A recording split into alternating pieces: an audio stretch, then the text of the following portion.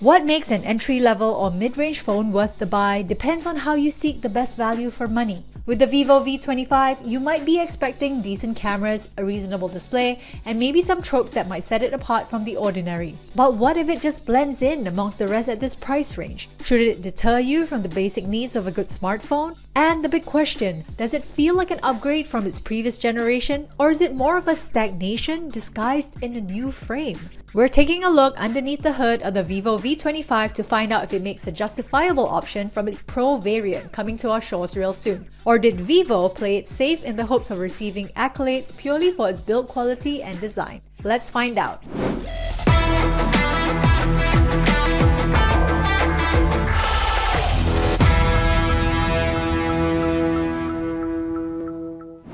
For starters, we're not entirely sure why Vivo decided to name this the V25 and not the 24, jumping a number from the previous V23, which was in a way very similar internally if you were to compare specs side by side. Even our experience with the V23e also suggested design was its main highlight over everything else, and didn't sit quite well with our impressions of it. Do click the card above if you'd like to know our thoughts on the Vivo V23e. But before we touch on what's on the outside, what about the inside? After all, this is still a phone and internals should matter most, no? Well, the Vivo V25 comes with 8GB of RAM, a MediaTek Dimensity 900 and Mali G68, which scored 707 for single core and 2109 for multi-core on our Geekbench test, and an overall score of 2180 on our 3D Mark Wildlife test, averaging only 13.1 frames per second. Evidently, gaming doesn't exactly scream high performance in any way, nor does it suit some of the higher demanding graphics found on games such as Asphalt 9. There's still a Game Boost option, however, to ramp up CPU and GPU performance via the game sidebar, and even an esports mode for minimal disturbances, optimizing some controls and even display settings best suited for gaming. Yet, somehow it still doesn't make much visible improvements for other games such as Call of Duty or Real Racing 3, which might feel a little off at first, seeing some graphics falling short of the norm, while more casual games such as Vector or Candy Crush should do just fine. Either way, refresh rates come at a reasonable 90Hz and feel smooth for most scrolling activities on your daily catch-up on social media. And it also has smart switch functions to drop it down to 60Hz for better battery life consumption. The AMOLED 6.44-inch HDR10 Plus display in itself is considerably bright and is possibly the best piece of hardware on this phone. Touch sampling rates of 180Hz also feel snappy for first-person shooter games, but oddly comes with a less desirable screen-to-body ratio of 84.7%, showing thicker bezels on the side and chin at the bottom. Compared to the older model with an 88% screen-to-body ratio, this does feel less up-to-date, while also having the screen protrude quite a bit from the side rails, which resembles an older Vivo V23e.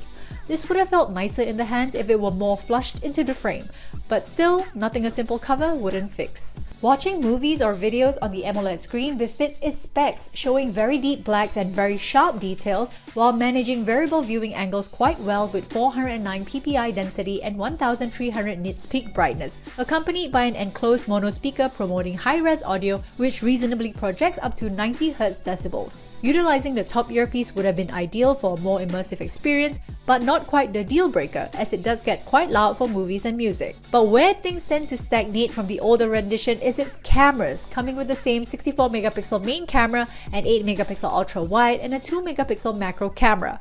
Photos are subpar B+ by our standards, as image computation seem to be absent here. Although HDR still works as it should, raising exposures correctly for backlit subjects or sceneries, and even retains most of its sharpness with its 64MP main camera, overall outputs still feel a little washed and suffer most in low light conditions. On top of that, it now comes with a single 50MP front-facing camera and loses out on the dual front cameras found on the V23. Selfies are usable to say the least, but not much of an improvement either.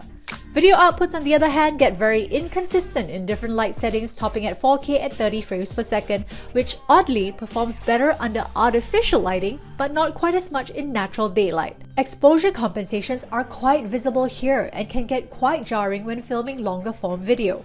But ultimately, all of this packaged in a new design should be the main focus here. So does it warrant an upgrade? As we mentioned, elements such as the protruding screen and a smaller screen-to-body ratio, a familiar front-facing teardrop cutout, feels too similar to the more budget-friendly V23e 5G. Despite it looking a little more refined in this diamond black colorway, we still prefer the overall look of the V23 as the AMOLED screen comes with much thinner bezels and is slightly lighter at 179 grams. Other aspects such as the camera module on the back, moving the macro camera to the side or below the flash looks far cleaner. But other than that, the side rails, backplate textures, button placements are all pretty much the same as before. But at least it comes with a bigger 4500 mAh battery, which got us about a day and a half of use, and comes with a 44-watt fast charger in the box that should get you from 0 to 100% in under 50 minutes. The Vivo V25 5G comes with Android 12, 8GB of RAM and 128GB of storage, and retails at 1,799 ringgit or 559 Singapore dollars. Our main impression of this phone leaves more questions than satisfaction, with us continuously asking, where's the improvement here? It doesn't exactly suggest the V25 was given enough TLC before shipping them off. Maybe there are slight adjustments internally made for better cooling and a slightly bigger battery for overall usage, but again, it's not the first time we've seen manufacturers recycling older internals and rehousing it into a new body with a new name. Even if they were planning to do so, at the very least they could have tried their best not to make it worse than before. This isn't the case here, considering how many options out there would give you more for the price. Perhaps the OnePlus 10T could be a viable option in this range, coming with a much larger 6.7-inch 120Hz Fluid AMOLED HDR10 Plus display, Snapdragon's latest 8 Plus Gen 1 chipset, stereo speakers, and a far better 50-megapixel camera performance, albeit at a slightly higher price. Needless to say, the Vivo V25 just feels too similar with little difference than before. Maybe slap on a warning next time, Vivo.